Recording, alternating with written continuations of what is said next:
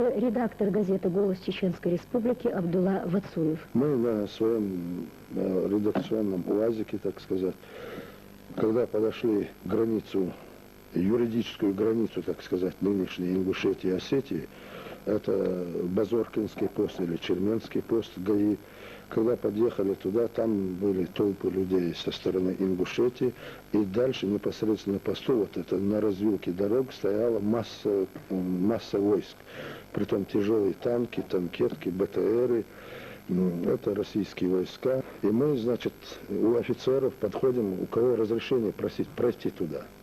Нам не дают. В общем, в конце концов мы выяснили, что надо разрешение спрашивать у генерала Зайцев, там был такой генерал. Он говорит, туда нельзя, видите, он говорит, взрывы раздаются и так далее. В общем, в конце концов он сдался, говорит, езжайте куда хотите, я за вас не отвечаю. И так. Но в это время там же было телевидение. Телевидение, как выяснилось, осетинское телевидение было. Нам, значит, генерал отказывает, говорит, делайте что хотите, не отвечает. В это время, так сказать, наши коллеги из телевидения Осетии сели в БТР, так сказать, под прикрытием. И мы вслед за этим БТРом поехали. Чермен мы проехали, действительно, в Чермене страшная картина, это жуткая картина просто. По центральной улице, когда едешь справа, слева дома горят, раздаются артиллерийские взрывы, там гранатометы и так далее. Дальше, значит, у нас события как идут. Нам говорили, они, значит, решали проехать Ольгинское, и мы тоже вслед за ними решили проехать, но нам посоветовали, что номера надо убрать, наши, так сказать, номера машин для безопасности. В общем, мы номера сняли, вслед за ним поехали Ольгинское, а это через речку находится Ольгинское. Там, значит, осетины с Чермена. На улице толпа, очень большая толпа стояла, и вот там корреспонденты и российские были, и мы, значит, и беседы там происходили. Вот. Во-первых, они, значит, обвиняли во всем ингушей, что исторически ингуши являются ворами по природе своей. Ну и заодно, значит, и что чеченцы такие же. Но они не знают, что я чеченец. Видимо, поэтому говорили тоже, и так далее. Но надо сказать правду одну. То, что одна женщина, осетинка, сказала, что она из Назрани бежала, заложница, что ей ингуши помогли из Назрани бежать, что Назрани к беженцам, то есть к заложникам относятся хорошо. Дальше мы узнали, что в Ольгинском находятся заложники, и мы попросили, можно с ними увидеться и так далее. А до сих пор, сколько бы мы ни просили, на заложников нас не пускали. И всегда говорили, это верхи решают, не мы решаем. А какие это верха, неизвестно.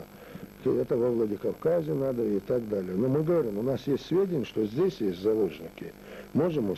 В общем, нас навели рядом здание, по-моему, школа здание было, и там мы зашли, значит, семья, может, не вся семья, но женщины в одной комнате находились, лет 30 женщина, лет 15-16 девушка. Пошли мы, так сказать, в другую комнату, назвали старики. 89 лет одному, другой такого же возраста, два старика, и примерно моего возраста сын, он сказал, что является старика, это Цычоев Аббас, старика звать, все. Как попал, в общем, он говорит, лучше бы меня расстреляли, чем бы я здесь находился. Он говорит, в этой ситуации произошла, в общем, сцена такая, когда я начал вопросы задавать, там начали об истории говорить, что вот ингуши на этой территории не жили, до 1944 года они всего 20 лет здесь жили, а до этого они не жили и так далее, только советская власть их поселила здесь. Ну, я как историк, я знаю историю, что это далеко от правды. Я начал наводящие вопросы задавать. Видимо, содержание моих вопросов заинтересовало. Говорит, а ты кто такой? Я говорю, я журналист. А по национальности кто? Ну, в этой ситуации надо было раскрыться. Я говорю, я чеченец, редактор газеты такой-то, такой-то. В общем, тогда, которая из души, реакция другая была. В общем, сперва такая пауза пошла. Молчание, а потом говорят, что они к чеченцам неплохо относятся. Это заявили, но с этой минуты, ну я скажу, так сказать, если по-простонародному сказать, то я заметил там конкретно, когда российские журналисты беседуют с осетинами, особенно с их руководителями, все, но, грубо говоря, им лапшу вешают на уши. По истории особенно. То, что ингуши не жили, там все прочее, это то, что субъективисты, историки осетинские до сих пор, когда вот этот конфликт идет, о том, что ингуши там жили, на самом деле историкам хорошо известно, что это исконная ингушская территория. А когда они узнали, что я чеченец, то, конечно, эту дезинформацию они перестали говорить. При возвращении через Чермен, когда проезжали, значит, был, так сказать, нас колонна обогнала, войск, российские войска, которые контролировали эту центральную улицу, значит, и тот же генерал Зайцев говорит, вам повезло, говорит, я вам говорил, не ездить здесь. Не знаю, говорит, вас обстреливали или нас обстреливали, в общем, из гранатомета стреляли. Потом остановились, там задержали 5 человек. Нам интересно было узнать, задержаны, кто они по национальности. Мы подошли, спрашиваем у них, я спрашиваю у них, глава души, молчат, хири души, молчат. Он, значит, я спрашиваю, кто вы такие, кто вы по национальности. В общем, выяснилось, это осетины. У них отобрали гранаты и ружья отобрали. Далее тут же задержали КАМАЗ, полный набитый молодыми людьми, тоже осетинами был набит. И я спрашиваю генерала, кто они такие. Они говорят, без прописки, мы их сейчас задержали, КАМАЗ, мы их отправим в комендатуру. Это, говорят, мародеры. И действительно, в селе никто не жит, горит село, дома горят, все. Это мародеры, мы их отправим. Далее нам открыли БТР, заднюю дверь и показали. Полный, в общем, там, по моим, я точно не могу сказать, по крайней мере, несколько десятков гранатометов было. Тоже осетины задержаны. Возвращаясь к средствам массовой информации. То, что они с самого первого дня пишут, это стопроцентная дезинформация.